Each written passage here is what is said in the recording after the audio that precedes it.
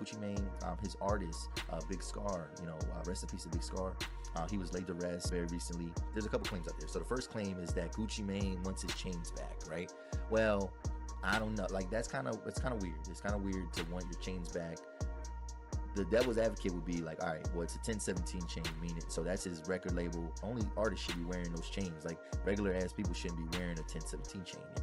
However, just say it's a gift, right? If I give you a gift, right, and something happens to you and you die, I can't go to your brothers and sisters or your mom and dad or your spouse and be like, yo, I need that gift that I gave your husband or your fiance or your brother.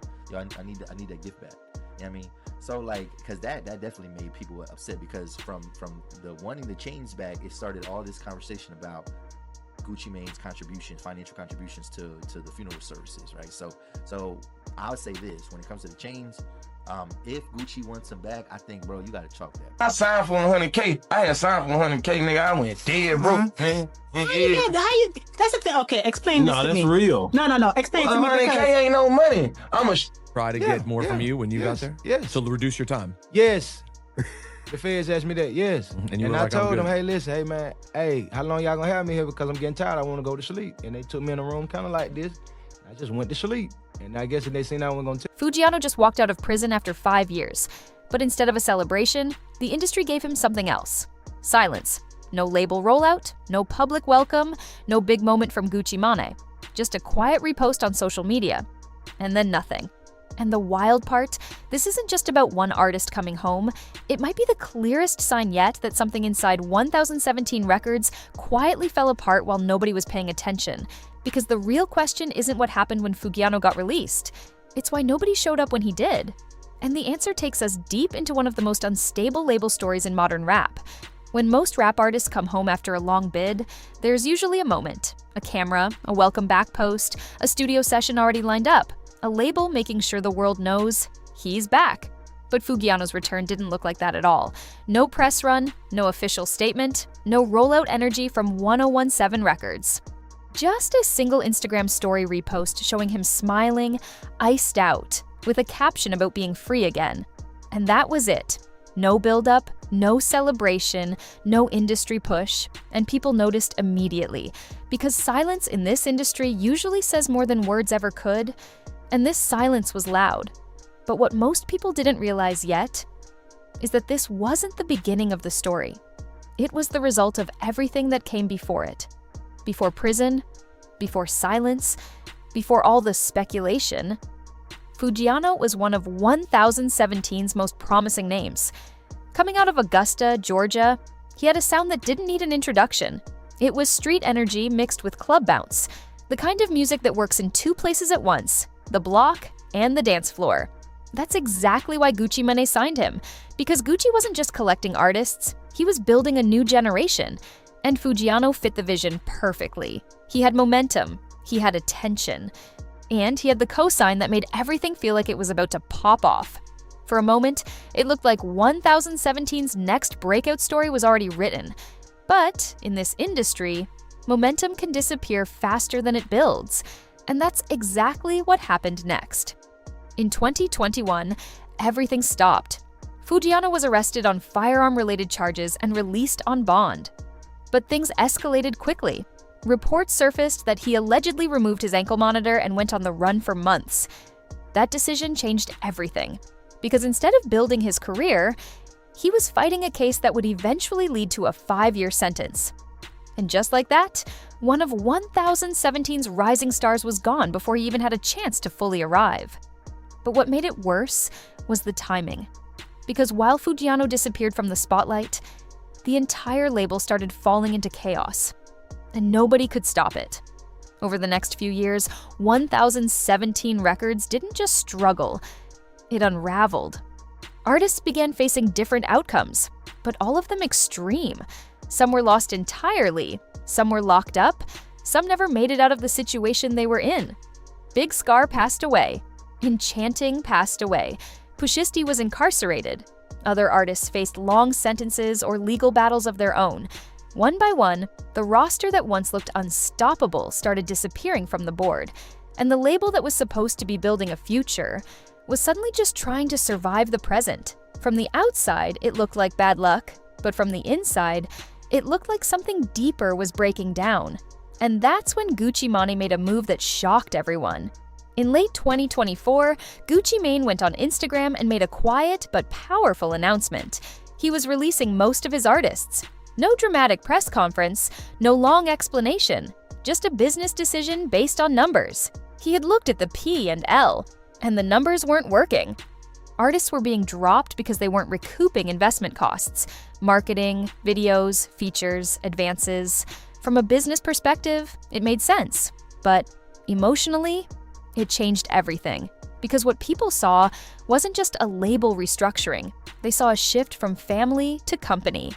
And once that shift happens in hip-hop, the relationships inside usually don't recover. But the real tension wasn't even that announcement. It was what people started saying after it. Reports and rumors began circulating that some artists felt abandoned. Claims surfaced that financial support wasn't consistent during incarceration periods. Pushisti's situation in particular became a major talking point in the culture. And when legal conflicts and alleged disputes escalated publicly later on, it only added more fuel to the narrative that something had broken down inside the structure of 1017. Whether every detail is accurate or not, the perception had already formed. And in this industry, perception becomes reality fast. So when Foogiano finally came home, people weren't just looking at him. They were looking at what label he was returning to, and what they saw wasn't stability. It was chaos. So when Foogiano walked out after 5 years, there was no rebuild waiting for him, no clear path, no big industry welcome, no strong label momentum behind him, just questions, and more silence. Online, fans immediately started pointing it out.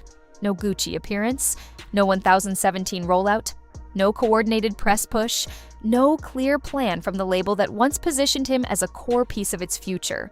Just distance. And that distance told its own story without anyone needing to explain it. Because in this industry, silence isn't neutral.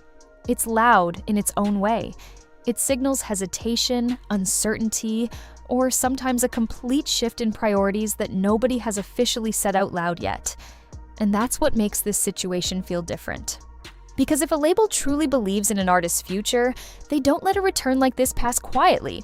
They build around it. They create momentum immediately. They make sure the spotlight is back where it's supposed to be. But that didn't happen here. And now the industry is asking the obvious question: what happens next? Because despite everything, Foogiano is not powerless in this situation. In fact, this might be one of the most important turning points of his entire career. Not because everything is perfect, but because attention is already locked in without him even having to move. He has attention. He has curiosity around his name. He has a fan base that never fully moved on during his absence. And most importantly, he has leverage. Because in today's music landscape, leverage doesn't always come from a label push or a marketing budget. Sometimes it comes from timing. Sometimes it comes from narrative. And sometimes it comes from the simple fact that people are watching closely, trying to figure out what happens next. And silence from a label in moments like this can do more damage than any official statement ever could, because it leaves space for interpretation. And once the audience starts interpreting things on their own, the story stops belonging to the label completely. Now he has decisions to make, real ones. Does he stay inside a contract and try to rebuild something that already looks fractured from the outside? Does he attempt to reestablish trust in a system that hasn't shown much visible support during one of the most important transitions of his life? Or does he take a different route entirely, bringing in legal guidance, studying every detail of his situation, and figuring out whether there's a clean exit that puts him in full control of his next chapter? None of these choices are simple, but all of them carry weight, because this isn't just about coming home anymore. It's about what he builds next, and who actually has control over that direction. Does he bring in lawyers and try to legally exit the situation, or does he step away completely and rebuild independently from scratch? None of these options are simple, but all of them are on the table. And whatever he chooses will shape the next phase of his career. Because this isn't just a comeback, it's a reset point. When you look at everything that's happened with 1017 Records over the past few years, It stops looking like isolated events and starts looking like a pattern. Artists rising, momentum building, then everything collapsing under pressure, timing, and circumstance. And now, Foogiano returns right in the middle of it all. No celebration, no clear direction, just a story still unfolding in real time. And maybe the biggest question isn't what happened. It's what this industry is supposed to learn from it. Because at the end of the day, contracts can be signed and labels can be built. But if trust breaks down, everything else eventually follows. Now the question is simple.